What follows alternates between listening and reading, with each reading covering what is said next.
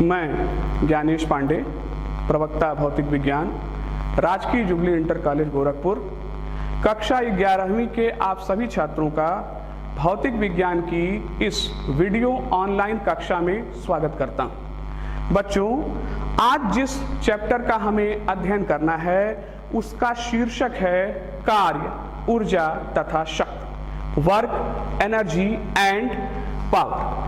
आइए सबसे पहले देख लें कि आज के इस लेक्चर में हमारे शिक्षण बिंदु कौन कौन से हैं। आज सर्वप्रथम हम भूमिका देखेंगे।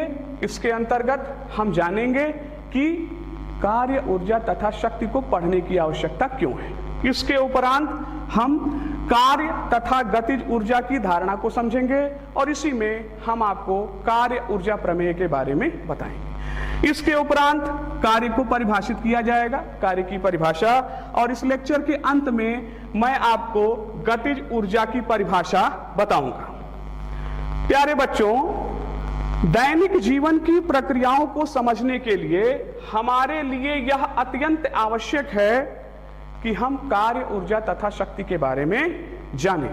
प्रायः यदि कोई मिस्त्री ईंटा ढोता है, कोई किसान खेत जोतता है, बच्चे परीक्षा में अध्ययन करते हैं, कोई चित्रकार सुंदर चित्र बनाता है, तो हम ये धारणा रखते हैं कि यहाँ पर कार्य हो रहा है, परंतु यह कार्य की व्यापक परिभाषा नहीं है। भौतिक विज्ञान कार्य की व्यापक परिभाषा को गणितीय रूप में प्रदर्शित करता है।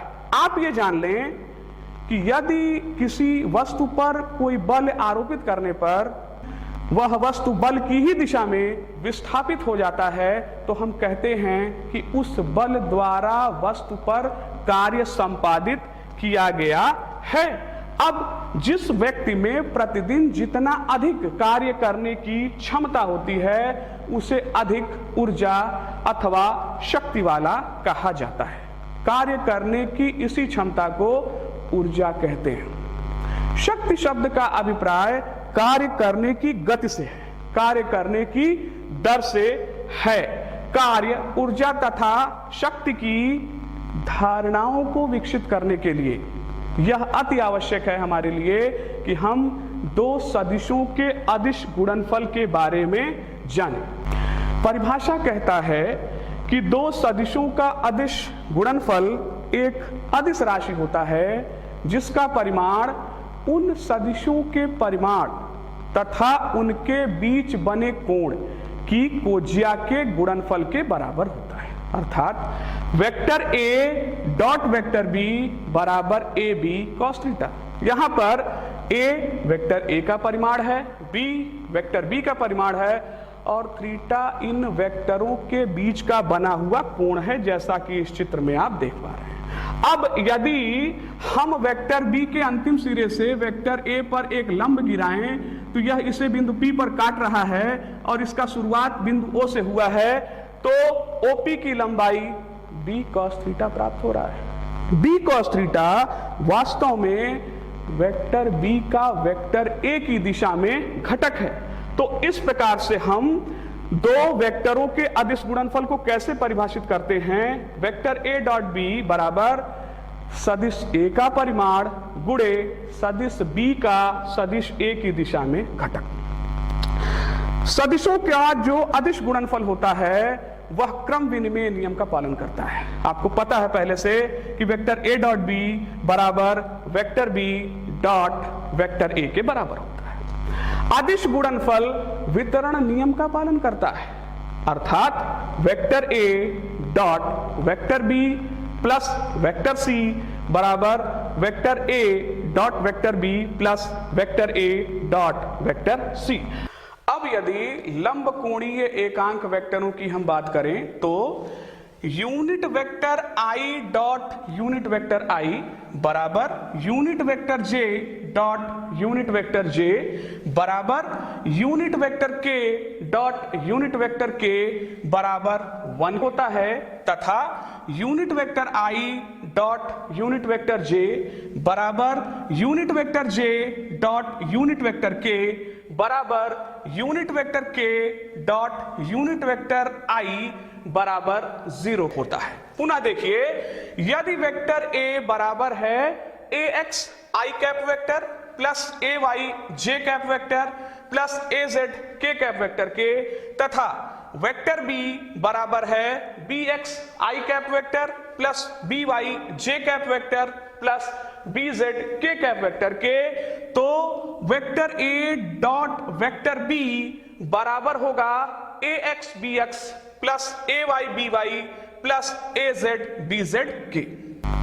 अदिश गुणनफल के इन परिभाषाओं को संक्षिप्त रूप में डिस्कस करने के बाद अब हम इस स्थिति में हैं कि हम कार्य तथा गतिज ऊर्जा की धारणा को समझ सकें और इसी के अंतर्गत कार्य ऊर्जा पर, प्रमेय पर हम बात कर सकें। हम जानते हैं कि यदि कोई वस्तु किसी नियत त्वरण स्मॉल a के अंतर्गत सरल रेखीय गति में गति करता है, तो गति का तृतीय समीकरण कहता है कि v square minus u square बराबर 2ad। यहां पर v वस्तु का अंतिम वेग है, u वस्तु का प्रारंभिक वेग है और d वस्तु द्वारा तय किया गया विस्थापन है। उपर्युक्त समीकरण के दोनों पक्षों में यदि हम m/2 से मल्टीप्लाई कर दें, गुणा कर दें, तो समीकरण का प्रारूप कुछ इस प्रकार से हो जाता है, half mv square minus half mu square equal to mad। समीकरण का प्रारूप इस प्रकार से प्राप्त जब हो गया और हमने इसे ध्यान से देखा, यहां पर हम न्यूटन के गति विषयक द्वितीय नियम का प्रयोग कर सकते हैं। देखें, न्यूटन का गति विषयक द्वितीय नियम क्या कहता है कि द्रव्यमान m और त्वरण a का गुणनफल वस्तु पर आरोपित बल F के बराबर होता है। तो m इंटू a के जगह पर रख दिया F, तो समीकरण को रूप मिला half mv square minus half mu square equal to ft।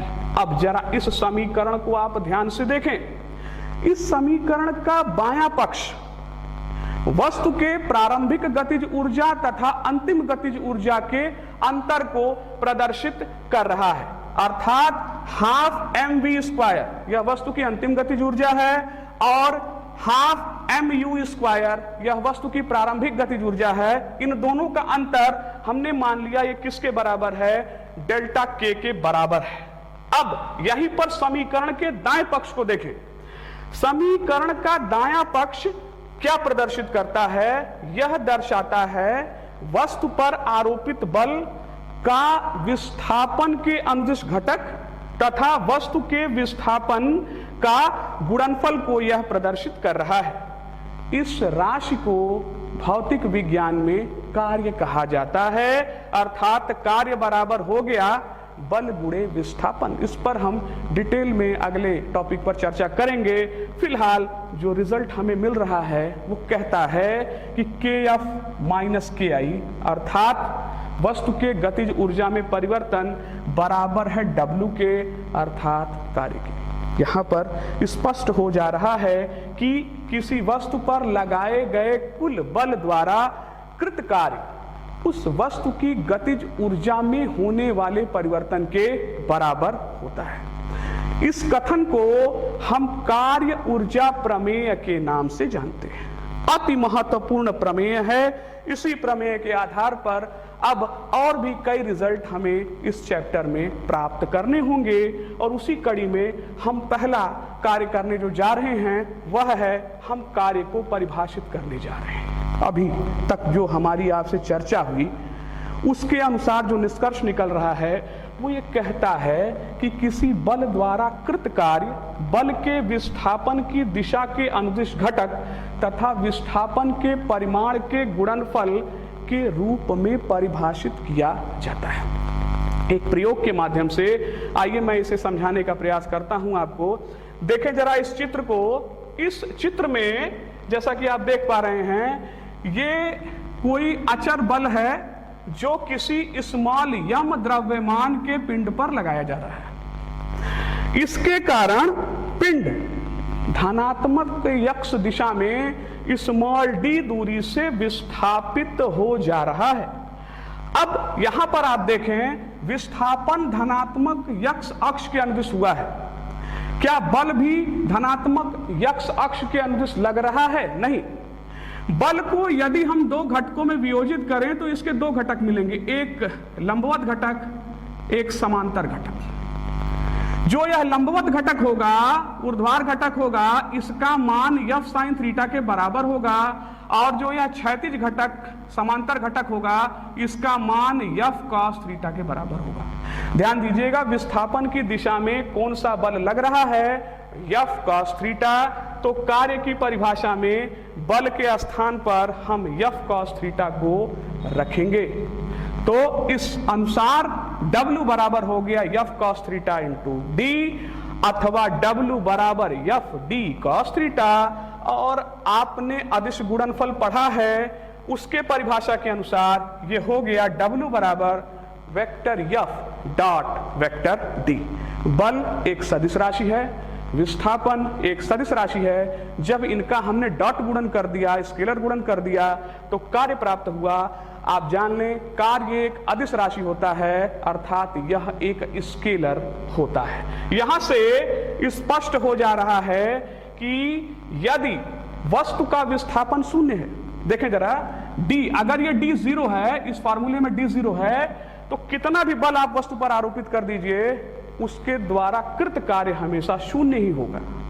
उदाहरण स्वरूप, कोई दृढ़ दीवार पर यदि आप बल लगाते हैं तो इस प्रक्रिया में कृत कार्य शून्य ही होता है। आप ये जान लें कि कार्य धनात्मक, ऋणात्मक अथवा शून्य भी हो सकता है। यह निर्भर करेगा कि बल और विस्थापन के बीच बड़ा कोण जो थीटा है वो कितना प्राप्त हो रहा है। इसके लिए पहला केस हम लोग डिस्कस करते हैं। पहला केस हम देखें, यदि थीटा बराबर π/2 है, अर्थात बल तथा विस्थापन परस्पर लंबवत है, तो इस स्थिति में कार्य का सूत्र कहता है W बराबर f d cos theta. Theta के स्थान पर π/2 आपने रख दिया तो प्राप्त हुआ W बराबर f d cos π/2। आप भली भांति जानते हैं कि cos π/2 का मान शून्य होता है, तो यहां पर कार्य बराबर क्या मिल गया? 0 मिल गया। उदाहरण, किसी चिकनी क्षैतिज मेज पर गतिमान पिंड के लिए गुरुत्वाकर्षण बल mg कोई कार्य नहीं करता है। जरा इसको हम समझें इस चित्र के माध्यम से। ये देखें, ये एक चिकना क्षैतिज तल हो गया, इस पर कोई पिंड इस प्रकार से रख दिया गया है, बल आरोपित किया गया F। तो इस बल के प्रभाव में धनात्मक x दिशा में यह पिंड विस्थापित हो गया। कितना विस्थापन हुआ? तो कहता है स्मॉल d विस्थापन हुआ। विस्थापन की दिशा धनात्मक x अक्ष की दिशा में है, और जो गुरुत्वाकर्षण बल mg कार्य कर रहा है वो ऊर्ध्वाधर नीचे की तरफ काम कर रहा है। तो इनके बीच का कोण देखें आप कितना बना? कोण बन गया π/2, और जब हमने थीटा की जगह π/2 रख दिया तो उस स्थिति में कार्य शून्य प्राप्त हो रहा है। अब देखें केस 2, यदि थीटा का मान शून्य के बराबर अथवा शून्य से बड़ा है तथा 90 से छोटा है, तो इस स्थिति में cos थीटा धनात्मक प्राप्त होता है। और यदि cos थीटा धनात्मक प्राप्त हो रहा है तो सूत्र के अनुसार कार्य भी धनात्मक ही प्राप्त होगा। उदाहरण, किसी छत से मुक्त रूप से गिरते हुए किसी पिंड पर गुरुत्वाकर्षण बल द्वारा कृत कार्य सदैव धनात्मक होता है। इसे भी हम समझें इस चित्र के माध्यम से। देखिए, ये कोई छत है, इस पर कोई पिंड रख दिया, मुक्त रूप से गिर रहा है, मतलब गुरुत्वीय त्वरण g के अधीन यह वस्तु नीचे की तरफ गिर रहा है, और इसका विस्थापन हो रहा है नीचे की तरफ, बल mg लग रहा है नीचे की तरफ। आप देखें, विस्थापन और गुरुत्वाकर्षण बल mg के बीच जो कोण बन रहा है वह शून्य है, और cos 0 का मान +1 होता है। तो इस आधार पर cos वाला पद धनात्मक है, तो कार्य भी इस स्थिति में धनात्मक ही प्राप्त होगा। इसी प्रकार से केस 3 देखिए, यदि थीटा का मान 90 डिग्री से अधिक है तथा 270 डिग्री से कम है, तो हम जानते हैं कि इस स्थिति में cos थीटा का मान ऋणात्मक होता है। अतः सूत्र W बराबर FD cos थीटा के अनुसार कार्य ऋणात्मक होगा। इसे कुछ इस उदाहरण के द्वारा समझा जा सकता है कि देखें, यह एक क्षैतिज तल है, इस पर एक गुटका है, इस गुटके पर कुछ इस प्रकार से बल लगाया जाता है कि यह प्लस x दिशा में विस्थापित हो जाता है। चूंकि इस प्रक्रिया में गुटके तथा तल के बीच कार्य करने वाला गतिक घर्षण बल एक गति विरोधी बल है, अतः गतिक घर्षण बल F के तथा विस्थापन D के बीच में 180 डिग्री का कोण बनता है। चूंकि हम जानते हैं कि cos 180 डिग्री का मान ऋणात्मक होता है, अतः इस प्रक्रिया में गतिक घर्षण बल F के द्वारा कृत कार्य ऋणात्मक होगा। आइए जरा इस उदाहरण के माध्यम से मैं अपनी बातों को स्पष्ट करने का प्रयास करता हूं। देखें, कहता है कि कोई साइकिल सवार ब्रेक लगाने पर फिसलता हुआ 10 मीटर दूर जाकर रुकता है। इस प्रक्रिया की अवधि में सड़क द्वारा साइकिल पर लगाया गया बल 200 न्यूटन है, जो उसकी गति के विपरीत है। आपको पता करना है कि सड़क द्वारा साइकिल पर कितना कार्य किया गया तथा साइकिल द्वारा सड़क पर कितना कार्य किया गया। इसे हम कुछ इस प्रकार से हल कर सकते हैं। देखें, प्रश्न में कहा गया है कि साइकिल सड़क पर 200 न्यूटन के बल से चलाई जा रही है, जिससे वह 10 मीटर से विस्थापित हो जाता है। अतः सड़क द्वारा साइकिल पर लगाए गए घर्षण बल द्वारा कृत कार्य हो जाएगा सूत्र के अनुसार W बराबर FD cos थीटा। प्रश्न के अनुसार F का मान 200 न्यूटन रख दिया, D का मान 10 मीटर रख दिया, और चूंकि घर्षण बल है अतः थीटा का मान 180 डिग्री रख दिया। चूंकि cos 180 डिग्री का मान -1 होता है, अतः इस प्रक्रिया में कृत कार्य W -2000 जूल प्राप्त होगा। न्यूटन के गति का तृतीय नियम अर्थात क्रिया प्रतिक्रिया का नियम यह कहता है कि साइकिल द्वारा सड़क पर लगाया गया बल सड़क द्वारा साइकिल पर लगाए गए बल के बराबर परंतु विपरीत दिशा में होगा। इसका परिमाण 200 न्यूटन बताया गया है इस प्रश्न में, परंतु सड़क अभी भी आप देखें इसका विस्थापन नहीं हो रहा है, अतः सड़क पर साइकिल द्वारा कृत कार्य 0 ही होगा। उपरोक्त उदाहरण से एक बात यह भी स्पष्ट हो जा रहा है कि क्रिया प्रतिक्रिया नियम केवल बलों के लिए ही मान्य है। पिंड A द्वारा पिंड B पर लगाया गया बल पिंड B द्वारा पिंड A पर लगाए गए बल के बराबर तथा विपरीत होगा, परंतु यह आवश्यक नहीं है कि पिंड B द्वारा पिंड A पर किया गया कार्य पिंड A द्वारा पिंड B पर किए गए कार्य के बराबर तथा विपरीत दिशा में हो।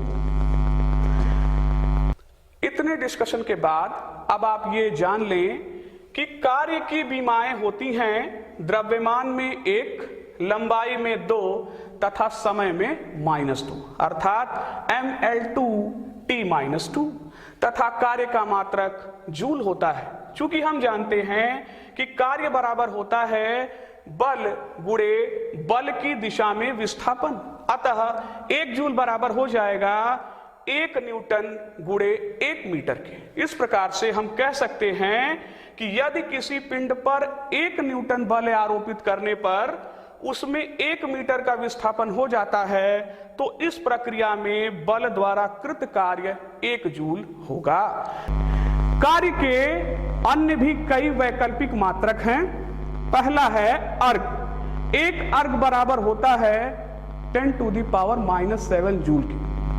एक इलेक्ट्रॉन वोल्ट बराबर होता है 1.6 × 10⁻⁻19 जूल की। एक कैलोरी बराबर होता है 4.186 जूल की, और 1 किलोवाट घंटा किलोवाट आवर बराबर होता है 3.6 इंटू 10⁶ जूल के ये बराबर प्राप्त होता है। आइए जरा सा हम देखते हैं कि गतिज ऊर्जा क्या है।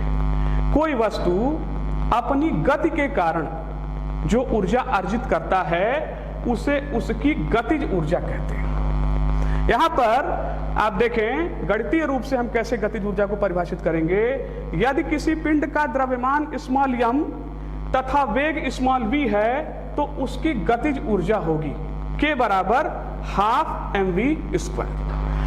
m पिंड का द्रव्यमान है और v उस पिंड का वेग है। गतिज ऊर्जा भी एक अदिश राशि होता है। किसी भी पिंड की गतिज ऊर्जा उस पिंड द्वारा किए गए कार्य का माप होता है जो वह अपनी गति के कारण अर्जित कर सकता है। तीव्र गति से बहने वाली जल की धारा की गतिज ऊर्जा का प्रयोग अनाज को पीसने के लिए किया जाता है। ऊर्जा की जो अभिधारणा है तो कोई भी वस्तु अपनी स्थिति और अपनी गति दोनों के ही कारण ऊर्जा अर्जित करता है। इसमें जो गति के कारण ऊर्जा अर्जित होती है उसे उसकी गतिज ऊर्जा के रूप में हम जानते हैं। अब यहाँ पर एक उदाहरण मैं आपके समक्ष प्रस्तुत करने जा रहा हूं। इसके अनुसार किसी प्रक्षेपिक प्रदर्शन में एक पुलिस अधिकारी 50 ग्राम द्रव्यमान की गोली को 2 सेंटीमीटर मोटी नरम परतदार लकड़ी अर्थात प्लाईवुड पर 200 मीटर प्रति सेकंड की चाल से फायर करता है। नरम लकड़ी को भेदने के पश्चात गोली की गतिज ऊर्जा प्रारंभिक ऊर्जा की 10% रह जाती है। लकड़ी से निकलते समय गोली की चाल क्या होगी ये आपको ज्ञात करने को कहा जा रहा है। तो गोली की प्रारंभिक गतिज ऊर्जा कैसे निकलेगा, फॉर्मूला आपको बताया गया है k बराबर ½ mv² और प्रश्न में दिया गया है कि यह मान 1000 जूल के बराबर है। फिर देखें गोली की अंतिम गतिज ऊर्जा, प्रश्न में कहा गया है कि अंतिम गतिज ऊर्जा प्रारंभिक गतिज ऊर्जा का 10% है। तो 1000 जूल का 10% आप निकालें तो जब आप निकालेंगे तो कितना प्राप्त हुआ, 100 जूल के बराबर प्राप्त हुआ। अब हम ये मान लेते हैं कि नरम लकड़ी को भेदने के पश्चात वेग vf हो जाता है। तो गतिज ऊर्जा की परिभाषा से अंतिम गतिज ऊर्जा हो जाएगी ½ mvf² और यह मान हमने पहले 100 जूल निकाल रखा है। तो यहां से हम लिख सकते हैं ½ mvf² बराबर 100 जूल और जब आप इसे हल करेंगे तो vf का मान 63.2 मीटर प्रति सेकंड के बराबर प्राप्त होता है। तो बच्चों आइए हम कुछ और आंकिक प्रश्नों को हल करने का प्रयास करते हैं। आपसे कहा जा रहा है कि बल F जो कि बराबर है 3I + 4J - 5K -5K तथा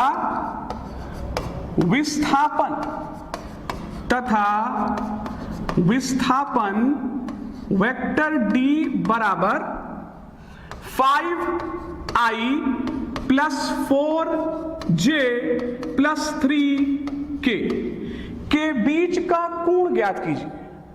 कैसे हम इस कार्य को कर सकते हैं, तो आइए इसका हल देखें कैसे हम इसको सॉल्व करेंगे। How to solve this question. अदिश गुणनफल की परिभाषा आपको बताई गई है और अदिश गुणनफल की परिभाषा के अनुसार हम जानते हैं कि कार्य का सूत्र होता है W बराबर vector F dot vector D। तो ये हो गया W बराबर F D cos थीटा। यहां से हम लिख सकते हैं अथवा W बराबर ये हो गया W upon FD equal to cos theta. तो यहां से थीटा बराबर हम मान निकाल रहे हैं, थीटा बराबर cos inverse W upon FD। अब यहां हमें यदि 3 राशि पता हो, कार्य का आंकिक मान कितना है बल का आंकिक मान कितना है और विस्थापन का परिमाण कितना है, तो हम इसे आसानी से हल कर ले जाएंगे। आप ध्यान दें कि W बराबर हो गया वेक्टर F डॉट D, तो इसे आप ऐसे लिख सकते हैं, अथवा W बराबर F x dx plus F y dy plus F z dz। हल कर लीजिए, मिल जाएगा 15 प्लस 16 माइनस 15, तो W इक्वल टू मिल गया 16 जूल। इसी प्रकार से यदि हम F और D विस्थापन और बल का परिमाण प्राप्त करने का प्रयास करते हैं, तो F बराबर होगा under root F x square plus F y square plus F z square. तो ये हो गया F बराबर अंडर रूट, इसका मान हो जाएगा 3 square plus 4 square plus minus 5 square, तो F बराबर हो गया अंडर रूट 9 प्लस 16 प्लस 25, तो F बराबर मिल गया अंडर रूट 50। बल का आंकिक मान मिला अंडर रूट 50, और हम विस्थापन के आंकिक मान को यदि निकालें तो यह मान हो जाएगा D बराबर under root dx square plus dy square plus dz square. मान रख दीजिए, तो D बराबर हो गया under root 5 square plus 4 square plus 3 square. हल करेंगे तो यह मान भी अंडर रूट 50 के बराबर मिलेगा। सूत्र हमें क्या मिला हुआ है कि थीटा बराबर cos inverse W upon F D, तो ये हो गया theta equal to cos inverse 16 upon under root 50 under root 50। हल करें यदि हम लोग इसे, तो हमें क्या परिणाम मिल रहा है, अथवा थीटा बराबर cos इनवर्स 16 अपॉन 50 अथवा थीटा बराबर cos इनवर्स 0.32। इस प्रकार से बल और विस्थापन के बीच में हमने कोण प्राप्त किया है। प्यारे बच्चों, मुझे पूरी अपेक्षा है कि आप इस चैप्टर के अन्य आंकिक प्रश्नों को भी हल करेंगे। एक गृह कार्य है आपके लिए, जरा देखें गृह कार्य किस रूप में आप इसको कर सकते हैं। मान लीजिए कि कोई पिंड है और उस पर 5 न्यूटन का अचर बल लगाया जाता है, तो F बराबर कितना हो गया 5 न्यूटन, और इसके कारण सरल रेखा में वह गति करते हुए कितना विस्थापित हो जा रहा है, तो कहता है कि 10 मीटर से यह विस्थापित हो जा रहा है।